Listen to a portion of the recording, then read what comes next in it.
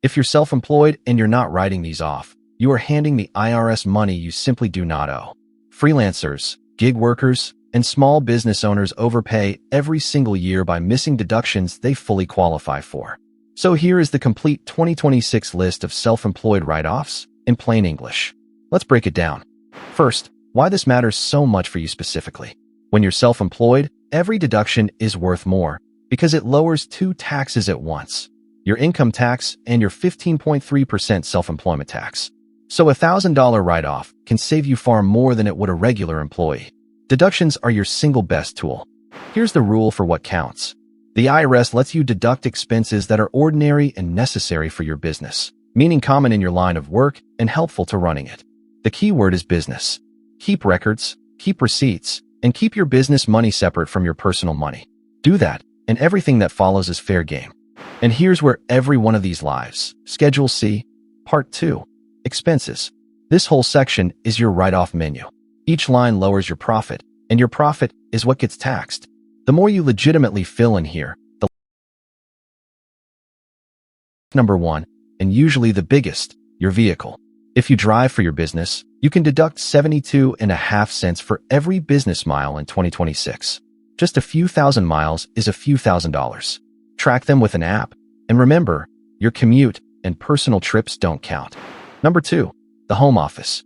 If you use part of your home regularly and only for your business, you can deduct it. The easy way is the simplified method: $5 a square foot, up to 300 square feet, for as much as $1,500.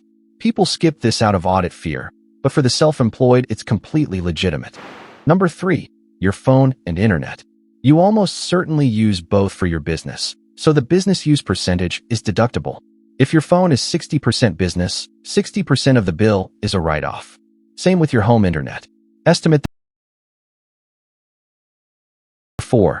Supplies, equipment, and software. Anything you buy to do the work: a laptop, tools, a printer, office supplies, and the software and apps you subscribe to. Bigger equipment can often be fully deducted the year you buy it, thanks to a rule called Section 179, instead of writing it off slowly over years. Number 5, and this one is huge if you pay for your own coverage: self-employed health insurance.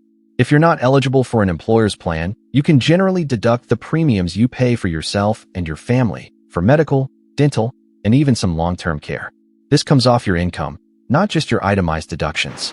Number 6, retirement. This is the deduction that builds your future while cutting today's tax.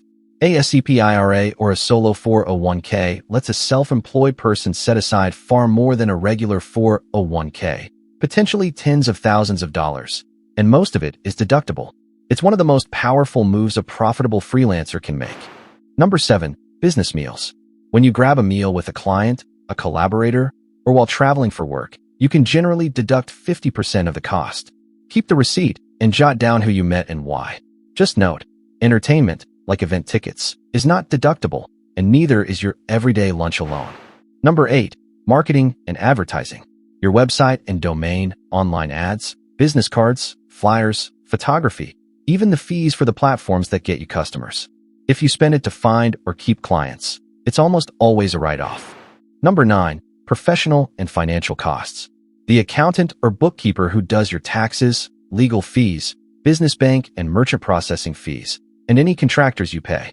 If you pay a contractor $600 or more, you may need to send them a 1099, but their pay is your deduction. Number 10, education, training, and other operating costs.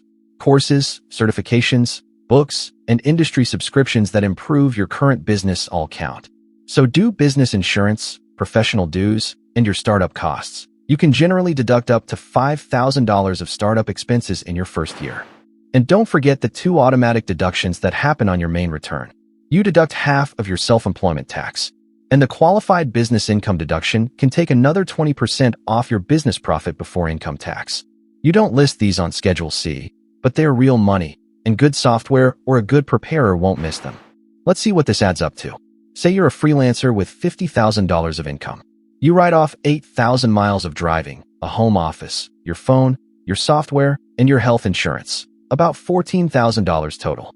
Your taxable profit drops from $50,000 to $36,000. That $14,000 in write-offs saves you roughly $3,600 in real tax. Now the mistake that wipe all of this out: bad records. The deductions are only as good as your proof. Guessing at numbers, mixing personal and business spending, and having no receipts is exactly how a deduction gets thrown out, and how a return gets a second look. The write-offs are legal, you just have to be able to back them up. So here's the simple system. Open a separate business bank account and card and run everything through it. Use a bookkeeping or expense app to track it automatically.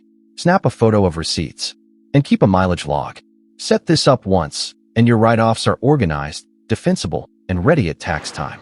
And quickly, what you cannot write off, so you stay safe: your commute to a regular work spot, personal expenses dressed up as business, everyday clothing, even if you bought it for work, unless it's a true uniform, and the personal share of anything mixed use, like the part of your phone you use for yourself. Quick recap: deductions cut both your taxes, so they matter more for you.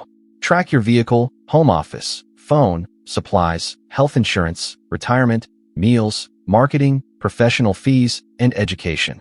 Then let the half-SE tax and QBI deductions finish the job. Keep clean records and never deduct personal expenses. One quick note on who makes this. The tax breakdown is prepared by a tax accountant with over 15 years of public accounting experience, so every figure here is checked against the IRS sources. Always educational, never advice for your specific situation. Bottom line: as a self-employed person, your deductions are the difference between overpaying and keeping what you earned. Track them all year, back them up with records, and claim every dollar you're entitled to. This is general education, not tax advice, so check with a pro about your situation. Subscribe to the Tax Breakdown for simple tax-saving tips before you file.